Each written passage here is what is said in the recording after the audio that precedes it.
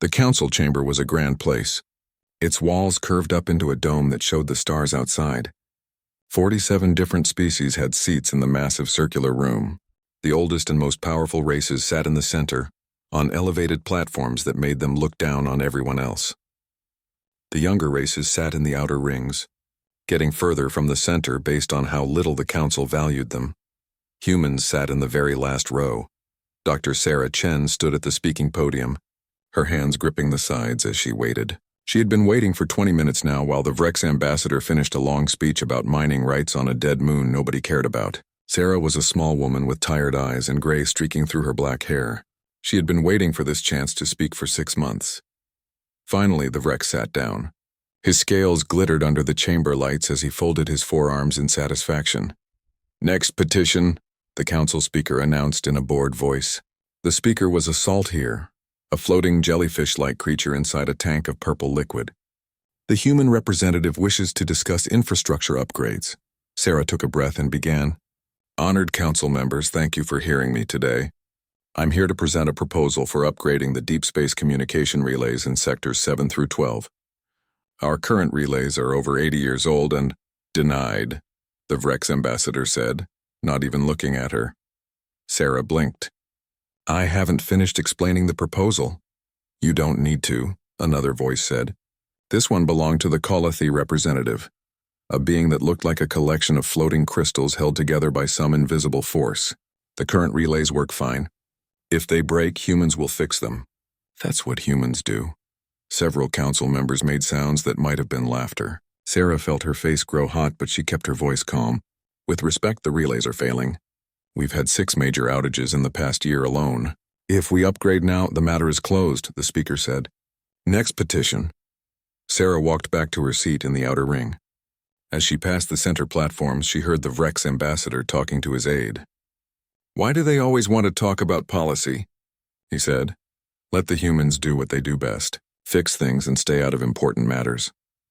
His aide, a younger Vrex, made that hissing sound they used for laughing.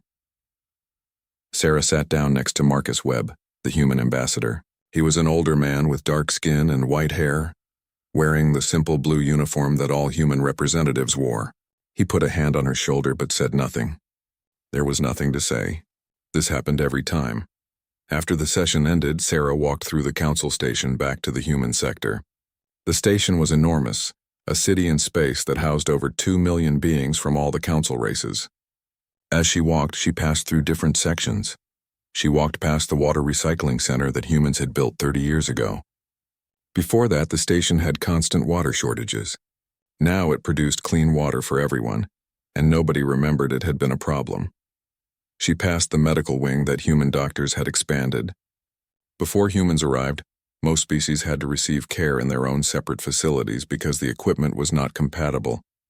Humans had figured out how to make universal medical beds that could treat any species.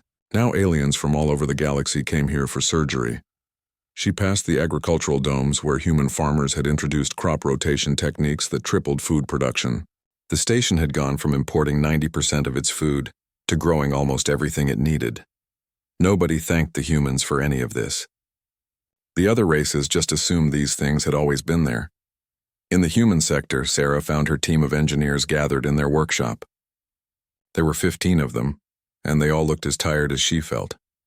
"Let me guess," said Tom Rodriguez, a young engineer with oil stains on his hands. They said no. "They didn't even listen," Sarah replied.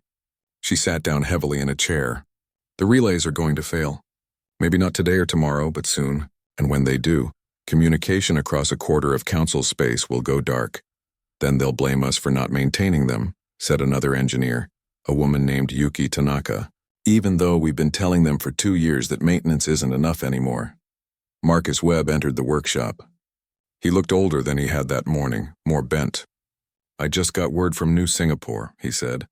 New Singapore was one of the larger human colonies, located far out on the rim of council space. Another petition denied. They wanted permission to build defensive platforms around the colony.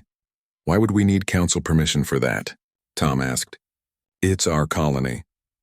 "Because we're junior members," Marcus said bitterly.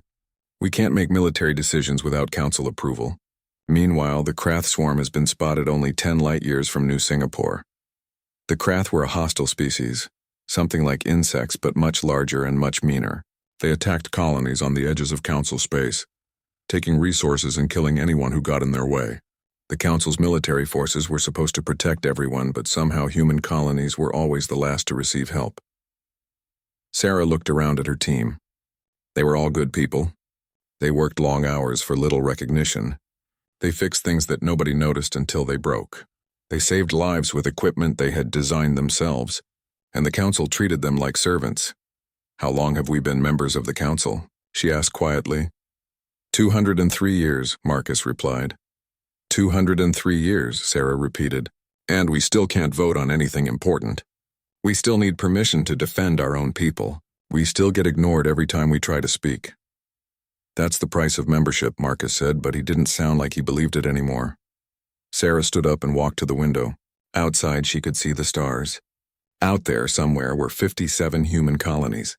Some were small, just a few thousand people.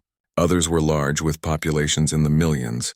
They were all out there working and building and living their lives, and they were all at the mercy of a council that didn't care if they lived or died. "We maintain everything," she said. "Life support, communications, medical systems, food production. We do the work that keeps this station alive.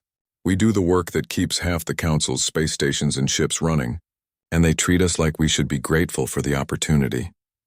Nobody disagreed with her. "What if we stopped?" Tom asked quietly. Marcus looked at him sharply. "Don't talk like that. I'm just asking," Tom said. "What if we stopped fixing everything? What if we let them see what we actually do?" "That would be abandoning our posts," Marcus said. "We made commitments." "They made commitments too," Yuki said. "They committed to treating all member species with respect, to protecting everyone equally. They haven't kept their promises." Marcus was quiet for a long time. Finally, he said, "Get back to work, all of you. We have jobs to do." The engineers slowly filed out of the workshop. Sarah was the last to leave. At the door, she turned back to Marcus. "How much longer?" she asked. Marcus looked at her with sad eyes. "I don't know, Sarah. I honestly don't know." Sarah walked back to her quarters alone. She passed the systems she had helped build, the machines she had helped design. She had been so proud when she first came to the Council station 30 years ago. She had believed that humanity was finally taking its place among the stars, joining with other species to build something greater. Now she just felt tired. In her quarters, she opened her personal computer and wrote an email to her daughter on New Singapore. She wrote about the failed petition. She wrote about the Council's indifference. She wrote about how much she missed home. She didn't know it would be the last message her daughter would ever receive. The emergency alarm woke Marcus Webb at 3 a.m, station time. He grabbed his communicator before his eyes were even fully open. "Ambassador Webb." The voice on the other end was shaking. "It's New Singapore. They're under attack." Marcus was out of bed and pulling on his uniform. "The Krath?" "Yes, sir. A large swarm, maybe 200 ships. The colony is requesting immediate military support." "Contact the Council Defense Fleet," Marcus ordered. "Authorization code Web 77 Alpha." There was a pause. "Sir, we already did. They said they'll dispatch ships as soon as possible, but their nearest fleet is protecting the Vrex mining operation at Kello Station." Marcus stopped moving. "Kello Station has 200 workers. New Singapore has 15,000 people." "Yes, sir. I told them that," and another pause. "They said the Vrex operation is strategically important. New Singapore will have to hold out until ships can be redirected." Marcus felt something cold settle in his stomach. "How long?" 18 hours minimum. "The Krath will destroy the colony in 6 hours, Marcus said quietly. "Tell New Singapore to evacuate everyone they can. Use every ship they have. Tell them to run." He ended the call and sat down on his bed. 18 hours. The message was clear. Vrex resources were more important than human lives. For the next 6 hours, Marcus sat in the human diplomatic office and watched the reports come in. New Singapore was fighting back, but they had no military ships. The Council had never given them permission to build any. They only had civilian transports and mining vessels that were never meant for combat. They tried anyway. The colony's civilians armed mining lasers and construction equipment. Transport ships rammed Krath vessels to give evacuation ships time to escape. Engineers rigged the colony's fusion reactor to overload, taking out dozens of Krath ships when it exploded. By the time Council ships finally arrived 14 hours later, New Singapore was gone. Of the 15,000 people who had lived there, only 4,000 made it onto evacuation ships. 11,000 were dead. Marcus's hands were shaking when he called the council and demanded an emergency session. The session was held 2 days later.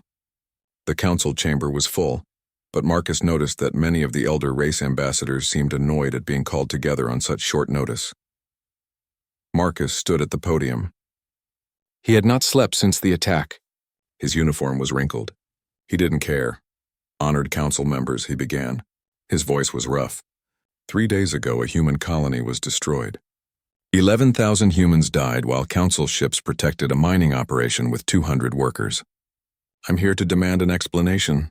The Vrex ambassador stood. His scales looked freshly polished. Ambassador Webb, we understand your grief, but you must understand the strategic situation. The mining operation at Kellos produces rare minerals essential to our defense industry. Without those minerals, we cannot build the ships that protect all council species. Including humans? Marcus asked. Of course, including humans. Then why weren't humans protected? Marcus's voice rose. Why did children die while you saved minerals? The Saltier speaker floated forward in his tank. Ambassador Webb, we mourn your losses. But the council must make difficult decisions. We must think of the greater good. The greater good, Marcus repeated. His laugh was bitter. You want to talk about the greater good? Fine, let's talk about it. Who maintains your ships when they break down? Human engineers. Who treats your wounded when they come back from battle? Human doctors. Who grows the food that feeds your soldiers? Human farmers. We give everything to this council, and what do we get? Last priority. Second-class status. Dead colonies. That's enough, the Vrex ambassador said sharply. You forget yourself, Ambassador Webb. No, Marcus said. I'm remembering myself. I'm remembering that my people came to the stars hoping to find friends. Instead, we found masters who give us orders and ignore us when we need help. The Kalathi representative spoke, its crystal body chiming like bells. If humanity is unsatisfied with its position in the council, perhaps humanity should have been stronger when you joined. The strong lead. The weak follow. That is the natural order. Marcus looked around the chamber. He saw agreement on most of the alien faces. They truly believed this. They truly believed that humans deserved to be treated this way because humans had been the newest, the smallest, the least advanced when they joined 2 centuries ago. Never mind that humans had caught up. Never mind that human technology now matched or exceeded most council species. Never mind that human contributions kept the entire council functioning. None of that mattered. Humans were weak when they joined, so humans would always be weak in the council's eyes. I'm submitting a formal grievance, Marcus said. On behalf of humanity, I'm demanding equal status in this council. Equal votes. Equal protection. Equal respect. The speaker made a sound like bubbles popping. Your grievance is noted. The council will review it and provide a response in due time. How much time? Marcus demanded. These matters are complex. Perhaps 6 months. Perhaps a year. My people don't have a year, Marcus said. The Krath are still out there. More colonies are at risk. Then we suggest your people work harder on maintaining their defenses, the Vrex ambassador said. Within the limits of their authorization, of course. The session ended. Marcus's grievance was officially recorded and then forgotten. No vote was taken. No discussion was scheduled. The council simply moved on to other business. Over the next 3 months, more cracks appeared. Human engineers started taking longer to respond to maintenance requests. When they did respond, they fixed exactly what was broken and nothing more. They stopped anticipating problems. They stopped suggesting improvements. They just did the minimum required work and left. Human doctors still saved lives, but they stopped teaching alien medical students the advanced techniques they had developed. Human farmers still grew food, but they stopped sharing their crop rotation methods with other species. The council noticed, but they didn't understand. They thought humans were being petty, sulking over one lost colony. They didn't realize they were watching the beginning of the end. Sarah Chen received the news about her daughter 3 days after the attack. Her daughter had been a teacher at the colony school. She had gotten 70 children onto an evacuation ship before going back for more. She never made it out. Sarah didn't cry when she heard. She just sat in her quarters for a long time staring at nothing. Then she stood up, walked to her computer, and sent a message to every human engineer in council space.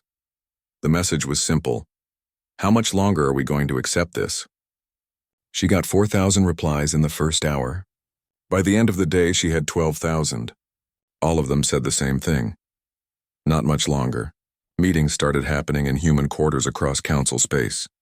Quiet meetings, private meetings, engineers and doctors and farmers and soldiers and diplomats all talking to each other, sharing frustrations, sharing grief, sharing something else too. Sharing plans. Marcus knew about the meetings. He didn't stop them. He couldn't stop them. The truth was, he agreed with them. 203 years was enough. 203 years of being treated like servants was enough. One destroyed colony was enough. He started having his own meetings. Quiet conversations with human colony governors. Secure communications with human military commanders. Careful discussions with human industrial leaders. Everyone was asking the same question. What if we left? The idea seemed impossible at first. Humanity had been part of the council for 2 centuries. Their entire society was built around council membership. Their trade, their defense, their whole way of life depended on the council. Or did it? The more Marcus looked at the data, the more he realized something interesting. Human colonies weren't really dependent on the council anymore. They had been 50 years ago, but now human colonies traded mostly with each other. They grew their own food. They built their own ships. They had their own defense forces, small but growing despite council restrictions. Humans didn't need the council. The council needed humans. Marcus realized this while looking at maintenance reports one night. 73% of all infrastructure maintenance in council space was performed by humans. 84% of medical advances in the last century had come from human research. 91% of agricultural efficiency improvements were based on human techniques. The council was running on human work, human innovation, human effort, and the council didn't even realize it. Marcus stood up from his desk and walked to his window. Outside, the stars were bright and clear. Out there were human colonies, 57 of them scattered across the galaxy. They were strong now. They were ready. Maybe it was time to stop asking for respect and start demanding it. Or maybe it was time to stop asking for anything at all. Marcus opened a secure channel and began typing. The message went to every human colony governor, every human ambassador, every human military commander. It was time to call a meeting. A real meeting. A meeting to decide humanity's future. The message ended with a simple question. Are we done here? The responses came back quickly. All of them said yes. The council chamber had never been called into emergency session so quickly. Ambassador Marcus Webb had used priority codes that hadn't been activated in 50 years. When the council members arrived, many of them were still half asleep, annoyed at being summoned in the middle of their rest cycles. Marcus stood at the podium wearing his formal uniform. Behind him stood every human representative in the council building. 37 men and women in blue uniforms, all standing in silent rows. The elder races barely glanced at them. The speaker floated into position. Ambassador Webb, this is highly irregular. What is so urgent that it cannot wait for a normal session?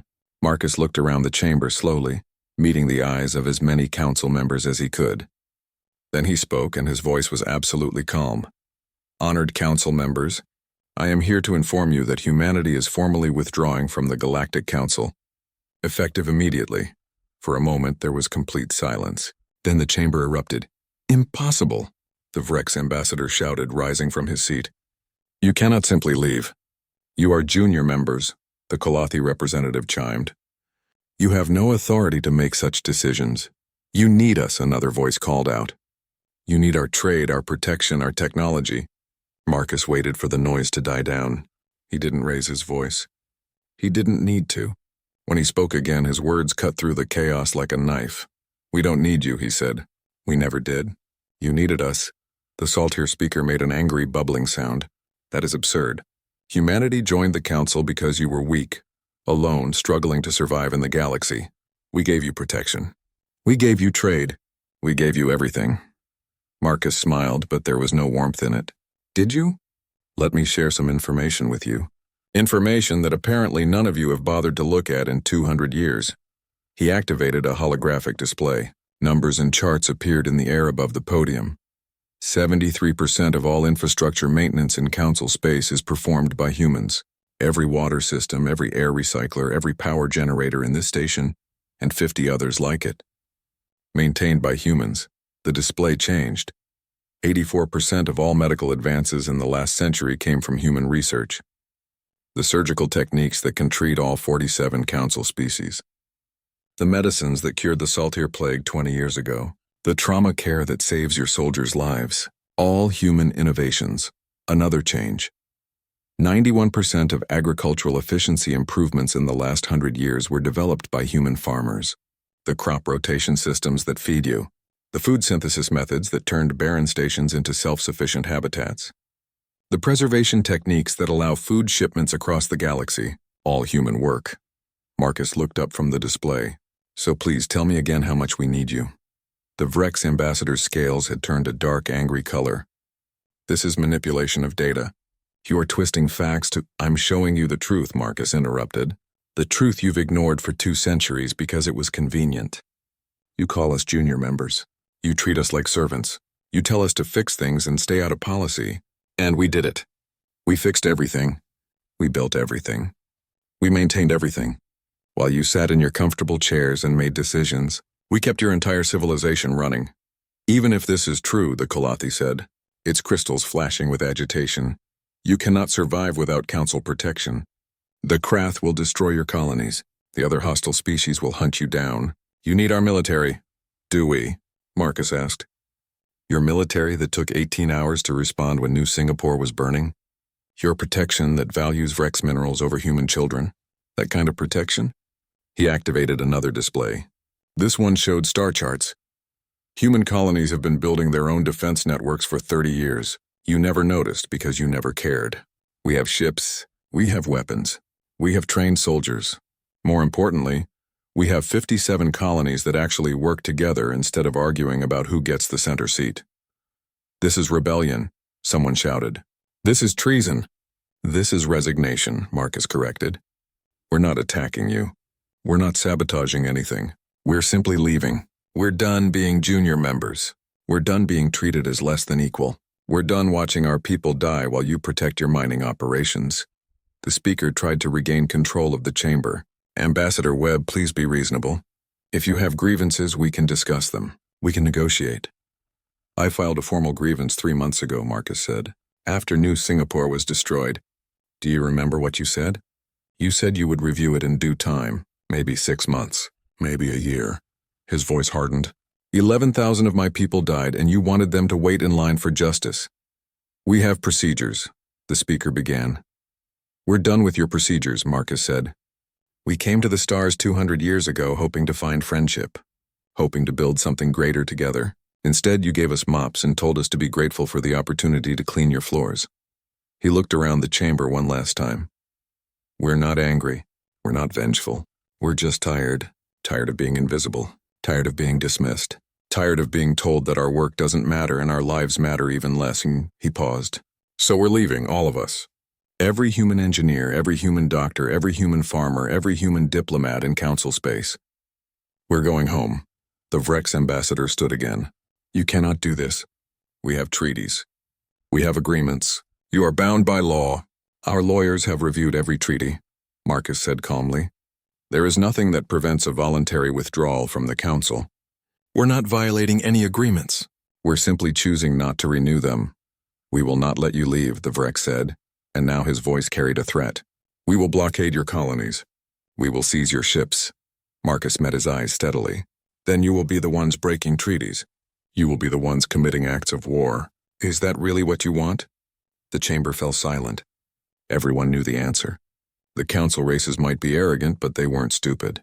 A war with humanity would be costly, especially now that they knew humans weren't as weak as they had assumed. And more importantly, a war would deprive them of the very thing they needed most, human expertise. We offer one last chance, the Kalathi said. Name your price. What do you want? Equal voting rights, representation on the High Council, more protection for your colonies. We can negotiate all of this. Marcus shook his head slowly. It's too late for that. You had 200 years to offer us respect. You had 200 years to treat us as equals. You had 200 years to learn our names. That last sentence hung in the air. Learn our names. It was such a simple thing, but it cut deep. Because it was true. Most of the elder races had never bothered to learn individual human names. Humans were just the engineers or the medical staff or those maintenance workers. They were roles, not people. We're leaving, Marcus said again. Human ships are already preparing for departure. Within 48 hours, every human will be gone from Council space. We've left detailed documentation for all the systems we maintained. Your own engineers can take over or not. That's your choice now. You're making a mistake, the speaker said. The galaxy is dangerous. You will regret this. Maybe, Marcus agreed. But we'd rather face danger as free people than live safely as servants. He turned and walked toward the exit. The other human representatives followed him in silent formation. As they left, a Saltire counselor tried to block Sarah Chen's path.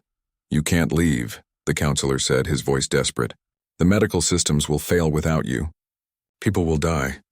Sarah looked at him with exhausted eyes. She had not slept well since her daughter died. People are already dying, she said quietly. You just didn't care when they were human. The counselor grabbed her arm. Please. I have family on Station 7. The medical wing there was designed by your team. No one else knows how to maintain it. Sarah gently removed his arm from hers. Then I suggest you learn. The documentation is comprehensive. Or you could try asking us nicely, as equals. As paid consultants, not as junior members who should be grateful for scraps. But you never learned our names, Sarah said. Any of our names. I've worked in council medical facilities for 30 years. I've saved thousands of lives. I've taught hundreds of students. And you don't know who I am? None of you do. She walked past him and out of the chamber. The exodus began within hours. Human engineers calmly powered down their workstations, packed their personal belongings, and walked away from jobs they had held for decades. They left behind files, technical manuals, and system specifications. Everything the council would need to maintain what humans had built.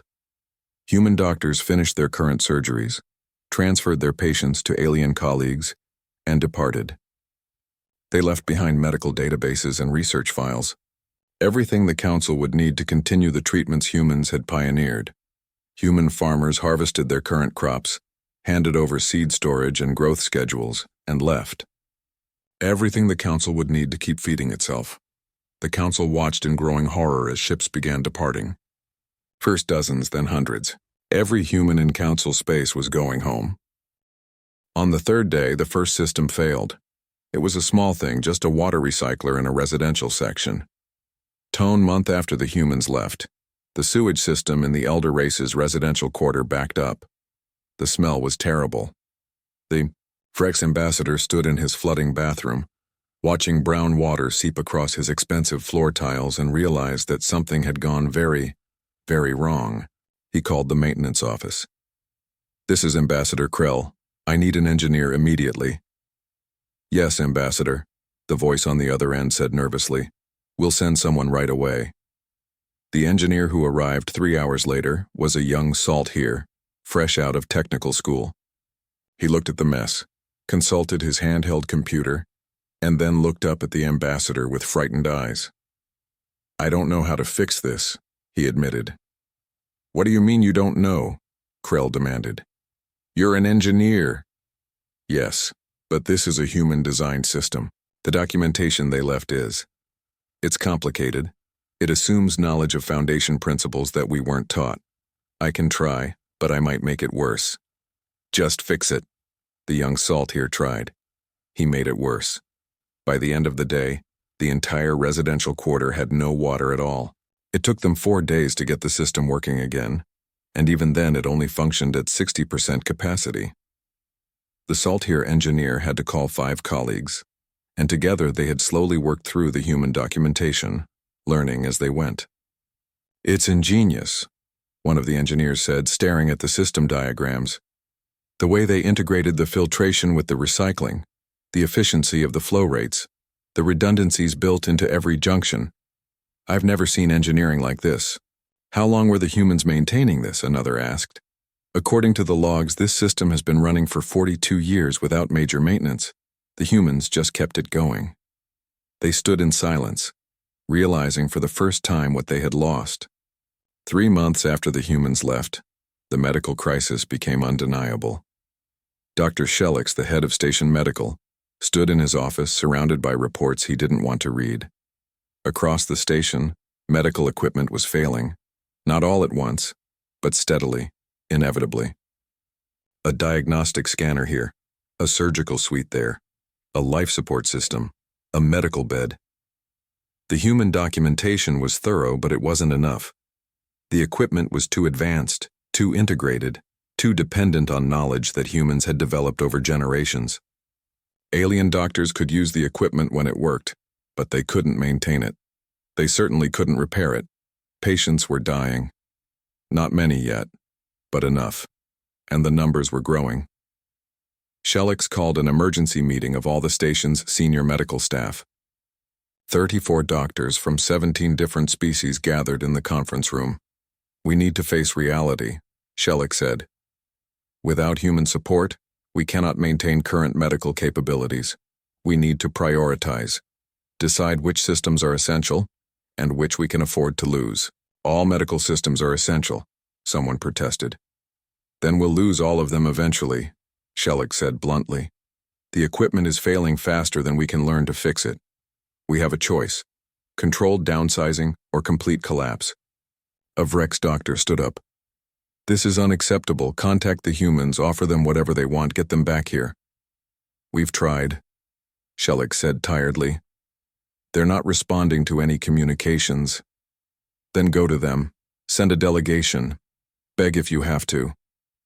"The Council has forbidden official contact with human space," Shellix said. "They're afraid it would make us look weak." "We are weak," the Vrex doctor shouted. "We're watching patients die because we're too proud to admit we need help." The room fell silent. Because it was true. The Council was too proud to admit they had made a mistake. Too proud to admit they needed the humans they had treated as servants for 200 years. 6 months after the humans left, the food crisis began. The agricultural domes were producing less food each month. The crops weren't dying exactly, but they weren't thriving either. Yields were down 40% and dropping. The Council's food reserves were being depleted faster than they could be replenished. Famine was coming. The alien farmers tried everything. They followed the human documentation religiously. They maintained the crop rotation schedules. They used the exact fertilizer ratios. But something was missing.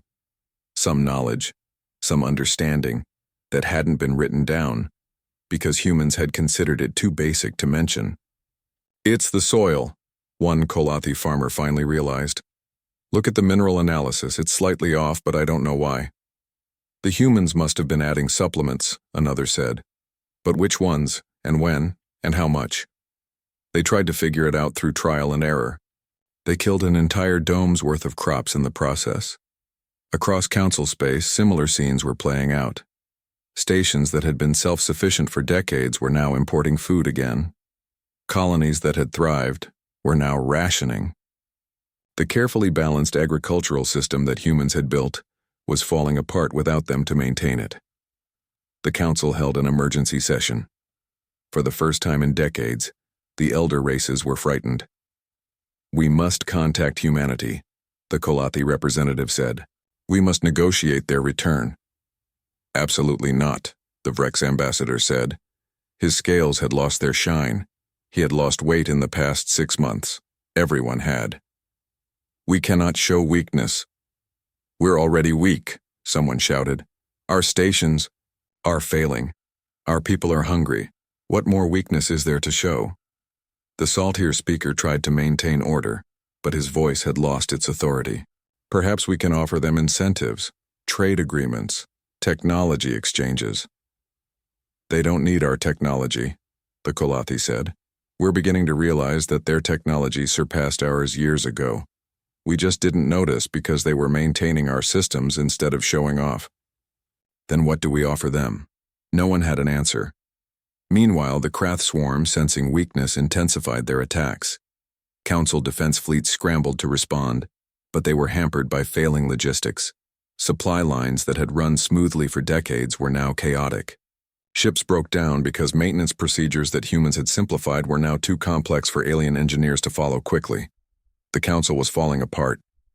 7 species, smaller races that had always been treated better than humans but still not as equals, announced they were leaving the council to form their own alliance.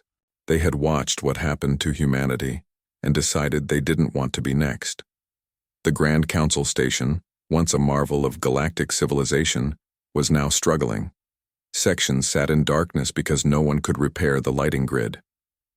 Air quality was declining because the filtration systems weren't properly maintained. Food was rationed. Water was limited. The elder races, proud for so long, were learning what it meant to be helpless. Ambassador Krell stood in his dark quarters and stared at the emergency lighting. He had sent 7 messages to human space. All had been ignored. He had tried to send a diplomatic vessel to the nearest human colony. It had been politely but firmly turned away at the border. Humanity wasn't being cruel. They weren't attacking or sabotaging. They were just indifferent. The council had become irrelevant to them. Krell walked to his desk and opened a file he had been avoiding. It was a report from his own intelligence service, compiled too late to matter. It detailed humanity's true capabilities, their real technology level, their actual strength. Humans had antimatter drives that could cross the galaxy in weeks. The Council's best ships took months. Humans had medical technology that could regrow entire organs. Council medicine couldn't do that for most species. Humans had agriculture that could terraform dead moons. Council agriculture just tried to maintain what they had. Humans had defensive systems that made the Krath swarm look like a minor nuisance. The Council's defenses were barely holding. All of this had existed for decades. Humans had been quietly advancing, quietly innovating, quietly becoming one of the most powerful species in the galaxy, and the Council had never noticed because they had been too busy telling humans to fix their toilets. Krell laughed bitterly. They had treated Titans like servants, and now the Titans had left, and the Council was collapsing under its own weight. His communicator beeped. It was the Council speaker. Ambassador Krell, we need to talk about humanity, about asking them to come back. They won't come back, Krell said. Why would they? Then what do we do? Krell thought about the flooded bathroom, the failing medical equipment, the empty food stores, the dark corridors, the crumbling infrastructure. He thought about 200 years of arrogance, 200 years of taking human work for granted, 200 years of treating equals as inferiors. We survive if we can, Krell said finally. We learn to fix our own problems, and we hope that maybe someday if we can prove we've changed, if we can show them real respect and real equality, they might consider helping us again, not as junior members, not as servants, but as equals. And if they won't, then we deserve what we get. 6 months later, a young Vrex engineer named Praxis made a breakthrough. He had spent every day since the humans left studying their documentation, their systems, their way of thinking. He had slowly begun to understand the elegance of human engineering, the way they integrated simplicity with complexity, the way they built systems that were both powerful and maintainable. 10 years had passed since humanity left the Council. Praxis stood on the observation deck of Council Station Alpha and looked out at the stars. The station was functioning again, mostly. It had taken a decade of hard work, but the younger generation of Council engineers had finally learned to maintain the human systems. Not as well as humans had, but well enough to survive. The station was smaller now, quieter. 7 species had left to form their own alliance, the Free Worlds Coalition. 3 of the elder races, including his own Vrex people, had suffered economic collapse. Their worlds were recovering but slowly. The old arrogance was gone, replaced by a cautious humility that still felt strange. The Galactic Council still existed, but it was a shadow of what it had been. 23 species remained, and they had restructured everything. No more junior members. No more elder races sitting in elevated seats. Everyone was equal now. The change had come too late to bring the humans back. Praxis was older now, his scales showing the silver tint that came with age. He had devoted the last 10 years to understanding human engineering. He had become the Council's leading expert on human systems, which meant he understood maybe 70% of what they had built. The other 30% remained a mystery. The documentation was there, but some knowledge couldn't be written down. It had to be learned through practice, through experience, through the kind of deep understanding that came from generations of innovation. His communicator chimed. It was the council speaker, one of the new generation. "Praxis, we need you in the diplomatic wing. Something's happened." Praxis made his way through the station, noting the improvements and the remaining problems. The lighting was stable now, though not as efficient as when humans maintained it. The air was clean, though the filters needed replacing twice as often. The food was adequate, though yields were still below pre-Exodus levels. They were surviving, but they weren't thriving. In the diplomatic wing, he found the speaker with several other council members. They were gathered around a holographic display and they all looked nervous. "What's wrong?" Praxis asked. The speaker gestured to the display. "We received a message. From humanity." Praxis felt his heart skip. In 10 years, humanity had been silent. They had withdrawn completely from council space, focusing on their own colonies, their own expansion, their own future. Occasional reports filtered back through the Free Worlds Coalition, but humans had refused all direct contact with the council. "What does it say?" Praxis asked. "See for yourself." The message was simple, just text on a screen, but the words carried weight. To the Galactic Council, "We have observed your progress over the past decade. We see that you have made efforts to reform your systems and restructure your society. We see that you are attempting to learn from past mistakes. In recognition of these efforts, humanity is willing to open diplomatic discussions, not about rejoining the council, but about establishing formal relations between our two governments as independent equals. If you are interested, send a single ship to the coordinates below. Unarmed. The ship may carry up to 10 representatives. We will talk." Signed, Ambassador Marcus Webb, Human Alliance. The room was silent. "It's a chance," the speaker said finally. "Maybe our only chance to rebuild relations with humanity." "What do they want?" someone asked suspiciously. "What's their price?" Praxis spoke up.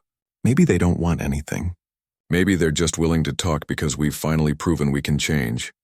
Or it's a trap," a Kalathi representative said. "A trap for what?" Praxis asked. "What do they gain by trapping us? They've already won. They left, they survived, they thrived without us. They don't need to trap us. We're not a threat to them. We never were." The speaker made a decision. "We'll send a delegation. Volunteers only. Who's willing to go?" Praxis raised his hand immediately. "I'll go. I want to meet them. I want to thank them." 8 others volunteered. They were all young, all part of the generation that had grown up learning from human systems, that had spent years appreciating human brilliance after it was gone. The old generation, the ambassadors who had dismissed humans and called them servants, were notably absent. Most of them had retired in disgrace. Some had died. None wanted to face the species they had wronged. The delegation left 2 days later on a small diplomatic vessel. It was unarmed as requested. As they approached the coordinates, they entered a region of space that had once been empty frontier. Now it was human space, and it was transformed. "Stars above," someone whispered, looking at the sensor readings. There were stations here, dozens of them. Beautiful structures that combined function and art in ways the council had never imagined. They weren't just surviving out here. They were building a civilization. A human ship approached, sleek and elegant. It escorted them to a large station orbiting a green planet. The planet below showed signs of active terraforming. Oceans sparkled, clouds swirled. This had been a dead rock 10 years ago. Now it was becoming a garden. They docked, and for the first time in a decade, council representatives stepped onto a human station. The difference was immediately obvious. Everything worked. Not just adequately, but perfectly. The air was fresh. The lighting was warm and natural. The gravity was calibrated precisely. Systems hummed quietly in the background, functioning so smoothly they were almost invisible. This was what human stations had always been like. The council had just never appreciated it. A woman met them at the airlock. She was older, with gray hair and tired eyes. Praxis recognized her from old files. Dr. Sarah Chen, the engineer who had tried to warn the council about failing relays so many years ago. The woman whose daughter had died at New Singapore. "Welcome," she said simply. "Ambassador Webb is waiting for you." They followed her through corridors that were both familiar and foreign. Familiar because the design language was similar to what they knew. Foreign because everything worked so much better. Ambassador Webb was waiting in a conference room with windows that looked out at the stars. He was very old now, his hair completely white, his face lined with age. But his eyes were still sharp. "Thank you for coming," he said as they entered. "Please sit." They sat. Praxis noticed that the chairs were all the same height. No elevated platforms, no center seats, everyone equal. Webb looked at each of them in turn. "I imagine you have questions." The speaker spoke first. "Why did you contact us?" "After 10 years of silence, why now?" "Because we've been watching," Webb said. "We've been monitoring your progress. We wanted to see if you could change, if you could learn. And you have. Not perfectly, not completely, but enough to give us hope that maybe someday we can have a different relationship than the one we had before. We want to apologize," Praxis said suddenly. The words came out in a rush. "For everything. For 200 years of disrespect. For treating you like servants. For not seeing your value until it was gone. For New Singapore. For all of it. We were wrong." "I'm sorry." Webb studied him for a long moment. "What's your name?" "Praxis. I'm an engineer. I've spent the last 10 years studying the systems you built. Learning from them. They're beautiful. Brilliant. I wanted to tell you that. I wanted to thank you." Something in Webb's expression softened slightly. "You learned our names?" "Yes," Praxis said. "All of them. Every human engineer who worked on Council Station Alpha. I found the records, the personnel files. I learned their names. What they did. What they built. I wanted to know who they were, not just what they made." Webb was quiet for a moment. Then he said, "That means more than you know." The speaker leaned forward. "Ambassador Webb, we're not here to ask you to rejoin the Council. We know that's not possible. But we would like to establish formal diplomatic relations, trade agreements, cultural exchanges, maybe even mutual defense pacts, as equals." "As equals," Webb repeated. "That's the key phrase, isn't it?" He looked out the window at the stars. "We're not interested in rejoining the Council. That door is closed. But we're not interested in isolation either. Humanity has always believed in cooperation, in building bridges and learning from others." He turned back to face them. "So here's what we're willing to do. We'll establish diplomatic relations. We'll trade with you, but on fair terms. We'll share some knowledge, but not everything. We've worked hard for our independence. We won't give it up." "That's more than fair," the speaker said quickly. "There's more," Webb continued. "We know your stations are still struggling. We know you're having trouble maintaining the systems we built. We're willing to help. Not for free. As paid consultants. We'll send engineers, doctors, agricultural specialists. They'll help you, teach you, work alongside your people. But they're employees, not junior members. They come and go as they please. They're treated with respect. And they're paid well." "Agreed," the speaker said immediately. "And one more thing," Webb said, and his voice became hard. "New Singapore? The colony you let die. We want a memorial. Not in Council space, here in human space. But we want Council representatives to attend the dedication. We want an official acknowledgement of what happened. We want you to remember." The room was silent. Then Praxis spoke. "We'll do more than attend. We'll help build it. We'll contribute resources. And we'll bring students so they learn what happened. So they never forget what arrogance costs." Webb studied him again. "You really have changed, haven't you?"